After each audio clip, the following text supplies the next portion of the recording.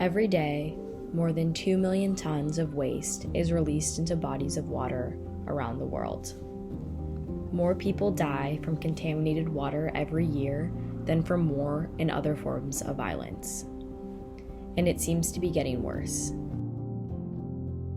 Within 2 years, Japan says it will start releasing treated radioactive water from the Fukushima nuclear power plant into the Pacific Ocean. A toxic dump site that settled on the ocean floor decades ago continues to wreak havoc on marine life to this day. Today, government scientists sounded the alarm about coral, home to about a fourth of all the life in the oceans. Another side effect of the coronavirus, pollution. More people are relying on single-use plastics, things like masks, gloves, and bottles of hand sanitizer, and they're ending up in the ocean.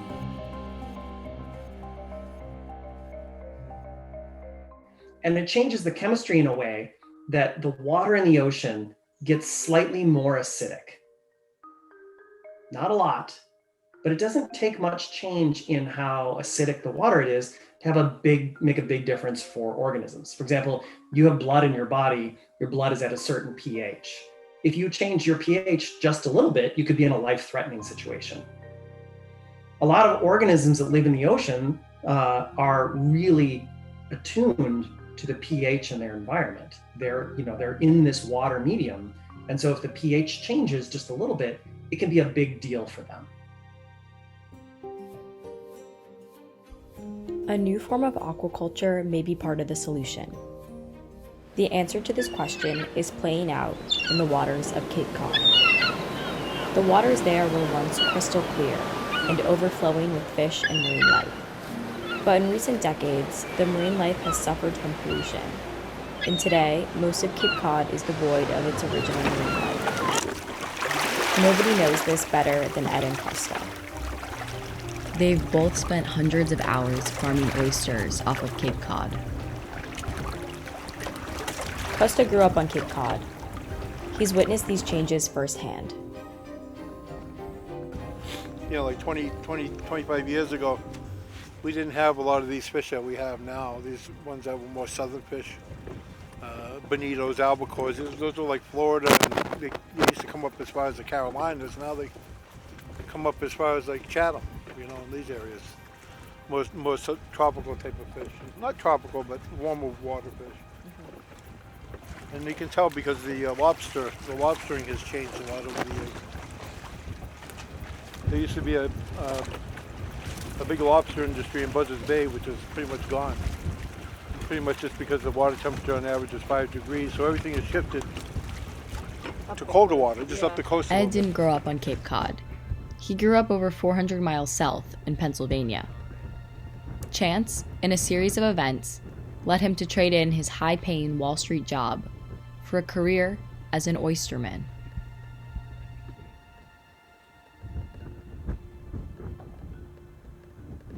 I moved my family up here to be closer to my sister.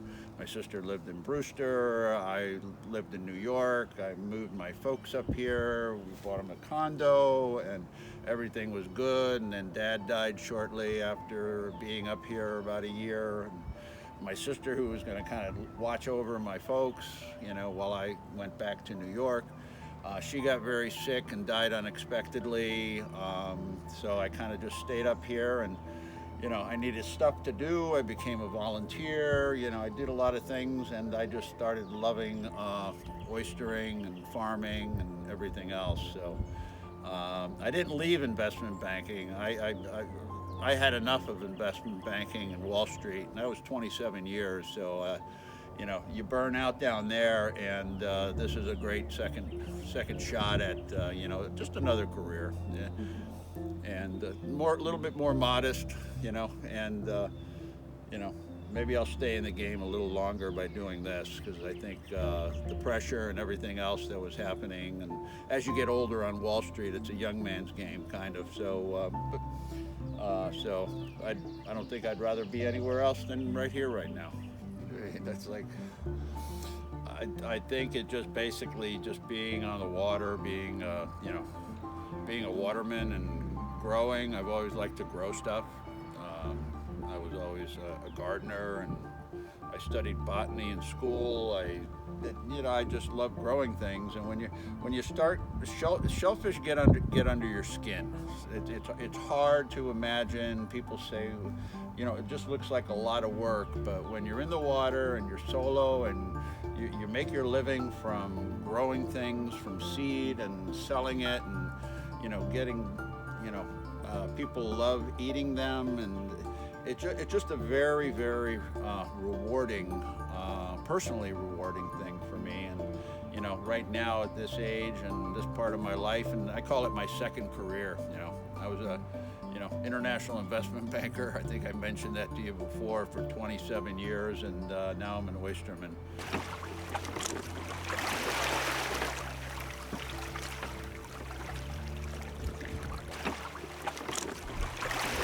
5 years ago, Ed had the opportunity to apply for a grant that funds sustainable aquaculture projects. It became his seed money to start Sweetwater Creek, his oyster farm. The company started just as Ed, but he soon expanded and hired Costa, and the two of them have been farming oysters together for over 2 years. They say Cape Cod is a perfect place to farm oysters because of the water flow.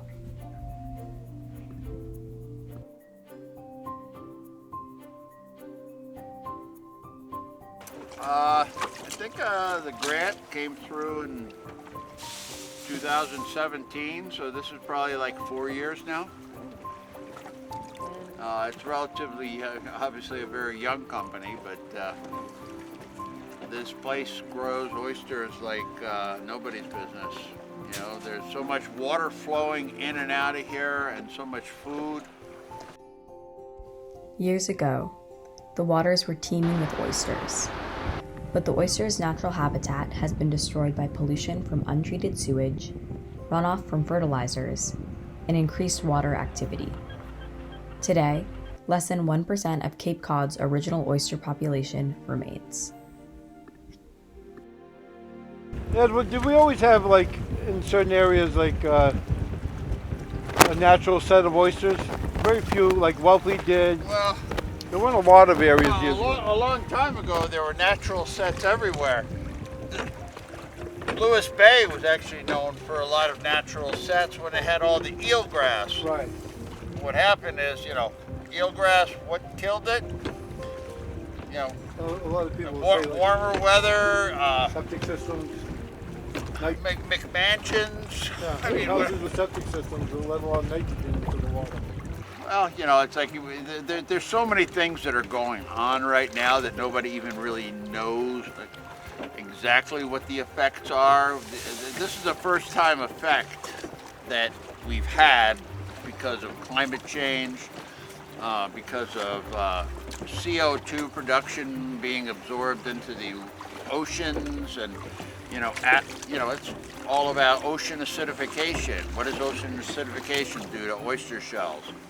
Sounds like it breaks them down, makes them more brittle, maybe not as, will it make them more susceptible to predators or predation? Perhaps, but we're trying to figure out a lot of things right now too when it comes to climate change.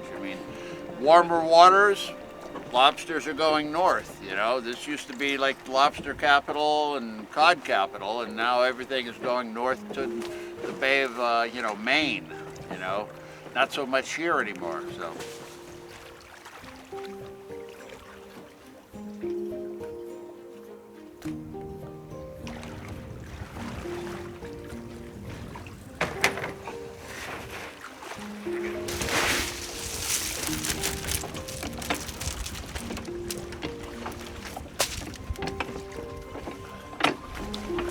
Ed and Costa aren't environmentalists per se, but what they're doing every day has the potential to save Cape Cod Sound.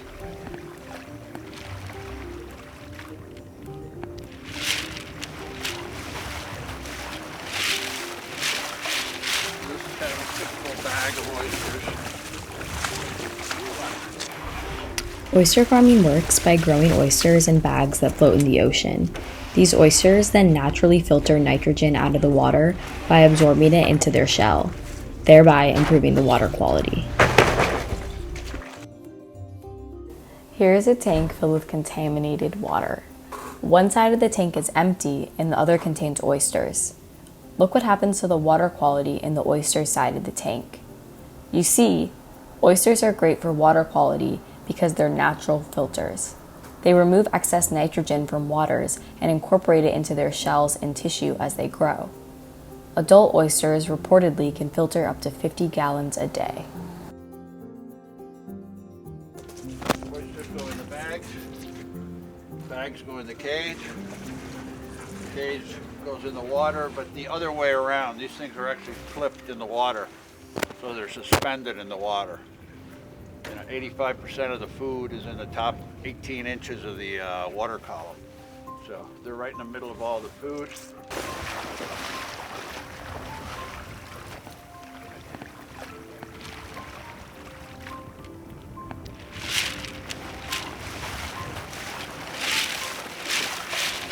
is kind of a typical bag of oysters.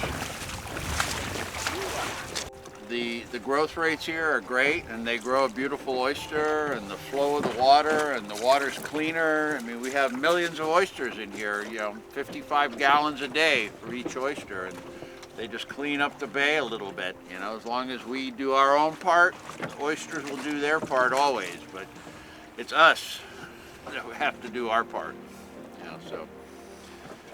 But you can see a lot of new construction going up. Everybody wants to have a big McMansion on the water, 22,000 square foot home on the water squeezed between two other homes that are probably another 15,000 square feet, and we don't have a public sewer system. So, that in its own right is humans that are destroying the habitat that they love to live on,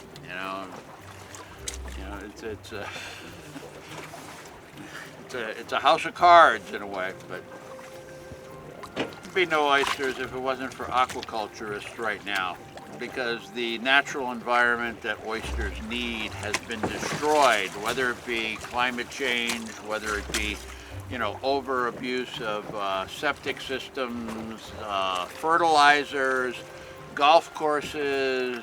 Everybody wants to green lawns, and everybody wants to live on the water, and everybody wants their fresh seafood when they want it, and they want it now, but they don't do anything to help the environment that all this stuff happens in.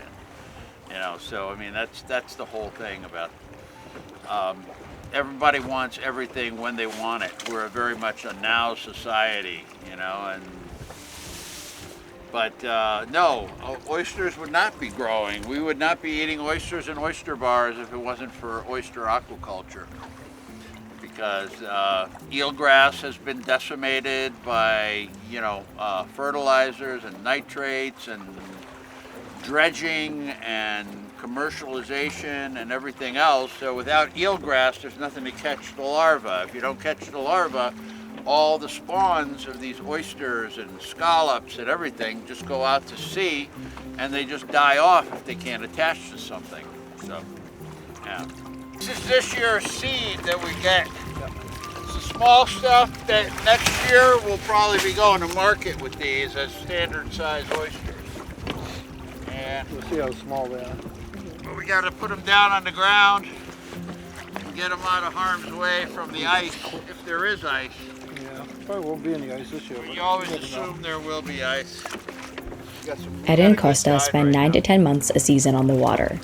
Each winter, they have to push the oyster cages down to the bottom of the sound so the oysters don't freeze. The process is lengthy and can take up to weeks because they have to work around the natural wind and tide.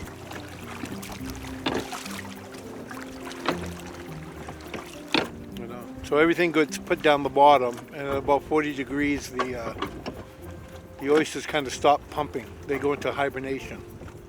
So before they go into hibernation, they load themselves up with food, and they get very plump with glycogen, which is like sugar, muscle glycogen, and then they just feed off of that all winter.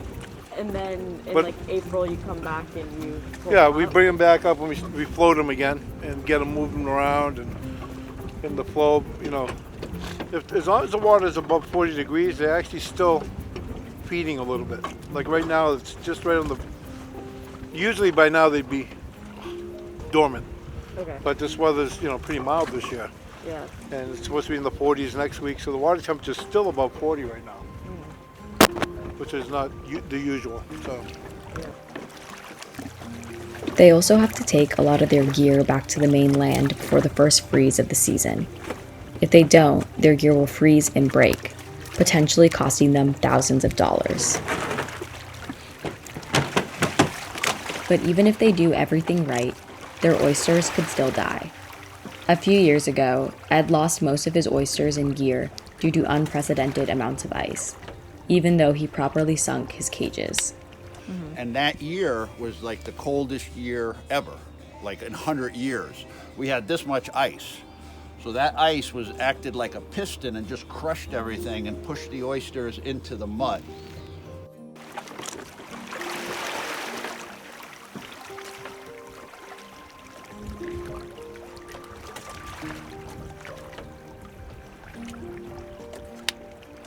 All right, now I'm gonna bring in some seed.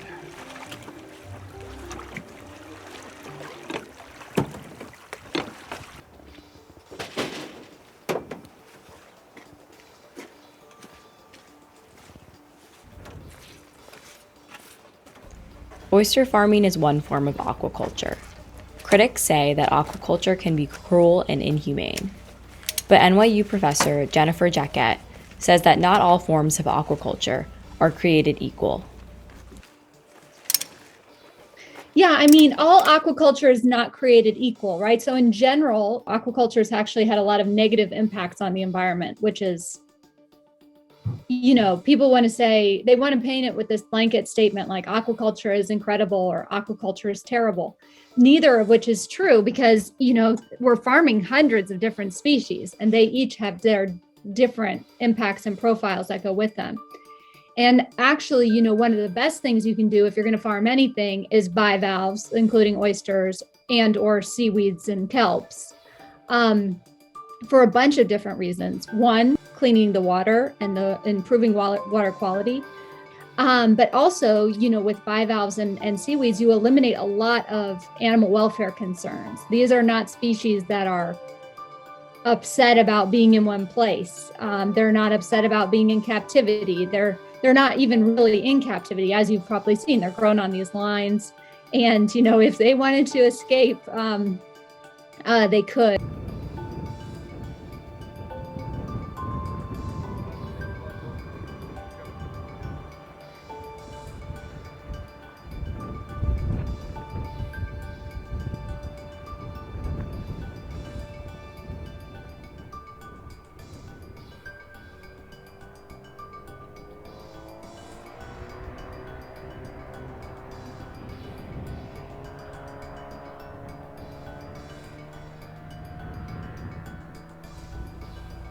But there's still a lot we don't know.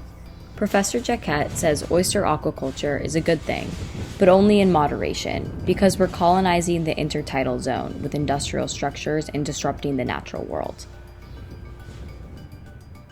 I'd say the downside, of course, is just that we're colonizing the intertidal zone, a place that was wild, for seabirds or for other intertidal marine creatures. Now that's becoming, here's my plot. We're encroaching on that ocean territory. Humans have done that for a long time, but not in this industrial way, of course. And so as we scale up bivalve farming, we really have to consider, we want to leave a lot out there for nature, for the animals themselves. We don't want to completely colonize the intertidal for bivalve farms. So there's a way in which you could see, it could still be a bad thing. Of course, things overdone are a bad thing. In our job. Especially in the summertime. Oh, yeah. This is like a mecca. It's a sailboat. Everybody water skiing and jet skis, fishing and everything. It's just like one big party out here. Yeah, I'm sure. Ed relies on oyster sales to make a living.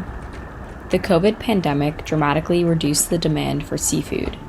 This caused Ed, among many other oyster aquaculturists, to really struggle. People rented the off-season way more. Well, I think there is definitely signs that it's, I don't know if turning the corner might not be the right word, but it has improved.